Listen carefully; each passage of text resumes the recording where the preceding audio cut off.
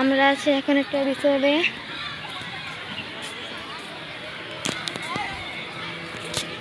এখান দিয়ে সামনে যাওয়া যায়। এখানে আছে একটা ফাউন্টেন যেটা বন্ধ। এখানে আছে আরেকটা ফাউন্টেন যেটা এখনো বন্ধ। আমার এই ফাউন্টেনটা অনেক সুন্দর লেগেছে। এখানে আছে কিছু বাচ্চাদের খেলার রাইড। এখানে বড় শার্ক, বাচ্চাদের খেলার রাইড। আর এখান থেকে নৌকা যায় ওইদিকে, এদিকে ভ্রমণ করা যায়। অনেক সুন্দর জায়গা। এখানে একটি মাঠ আছে অনেক বড়, কিছু খেলা যায়।